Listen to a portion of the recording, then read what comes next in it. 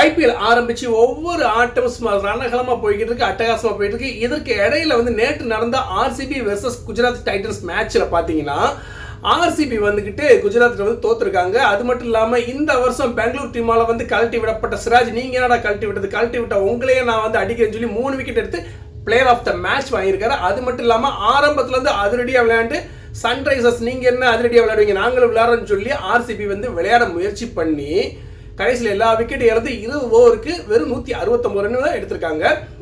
அடுத்து விளையாட வந்த குஜராத் தமிழன்ஸ்ல குஜராத் டைட்டன்ஸ். ஏன்னா குஜராத்தில் வந்து பார்த்தீங்கன்னா கிட்டத்தட்ட 3 தமிழ்நாட்டு பிளேயர் இருக்காங்க, சாய் கிஷோர், சாய் சுதர்சன் அண்ட் ஷாருக் கான். அதனால வந்து குஜராத் தமிழன்ஸ் சொல்லி வாய் வந்துருச்சு. குஜராத் டைட்டன்ஸ் அவங்க வந்து அதுக்கப்புறம் விளையாட வந்து பொறுமையாக நிதானமாக அழகாக விளையாண்டு சாய் சுதர்சன் ஒரு 49, நம்ம ஜோஸ் பட்லர் சொன்னவனு தான் ஞாபகத்துக்கு வருது. ஜோஸ் பட்லர் வந்து நேற்று கீப்பிங் பண்ணாருங்க.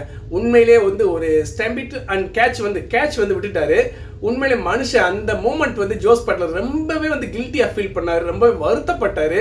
அவரை பார்க்குறப்ப யாருன்னு எனக்கு ஞாபகத்துக்கு வருது, ஒரு ஆஸ்திரேலியா கேப்டன், ஃபார்மர் கேப்டன் இருக்காரு, 1996 1999 வரைக்கும் கேப்டனாக செயல்பட்ட டெய்லர். அவரை வந்து ஷார்ட்டர் டெய்லர்னு கூப்பிடுவாங்க, மார்க் டெய்லர் வந்து பார்த்தீங்கன்னா மற்ற ஆஸ்திரேலியன் கேப்டன் மாதிரி ரொம்ப அக்ரெசிவாக கோவமாக திமிரான இருக்க மாட்டாருங்க. ஜெயிச்சாலும் ஒரே ஸ்மைலிங் ஃபேஸ் தான், தோத்தாலும் ஸ்மைலிங் ஃபேஸ் தான். தோத்ததுக்கப்புறம் வந்து ஒவ்வொரு பிளேயர்ட்டையும் எதிரணி பிளேயர்ஸ் இருப்பாங்களா, அவங்ககிட்ட வந்து ரொம்ப அழகாக அன்பாக சிரிச்சுக்கிட்டு பேசக்கூடிய அந்த ஒரு மார்க் டெய்லரோட ஞாபகம் தான் எனக்கு வந்துச்சு அந்த ஜோஸ் பட்லரை பார்க்குறப்ப. ஏன்னா அந்த கேட்சை விட்டுட்டு ரொம்பவே கில்ட்டியாக ஃபீல் பண்ணார் மனுஷன். அதுக்கப்புறம் அவன் மேட்ச் முடிஞ்சவொன்னும் அந்த இன்டர்வியூ கொடுப்பாங்க இல்லையா, அதில் பார்த்தீங்கன்னா ஜோஸ் பட்லர் சொன்னார், அந்த கேட்சை விட்டது வந்து எனக்கு ரொம்ப கேவலமாக தான் நான் ஃபீல் பண்ணுறேன் அப்படின்னு ஓப்பனாக சொல்லிட்டார் மனுஷன். அதுக்கப்புறம் அதுக்காகவே நான் விளையாடணும்னு சொல்லி தான் 6 6 அடிச்சு கிட்டத்தட்ட வந்து 60+ ரன்ஸ் எடுத்து ஜிடி ஜெயிக்கிறதுக்கு முக்கியமான காரணமாக ஜோஸ் பட்லர் இருந்திருக்காரு. ஓகே, இந்த பொறுத்த வரைக்கும் இப்போ ஜிடிஸ் வந்து நல்லா ஜெயிச்சு அடுத்தடுத்த புள்ளி பட்டியலில் மேலேயே இருக்காங்க.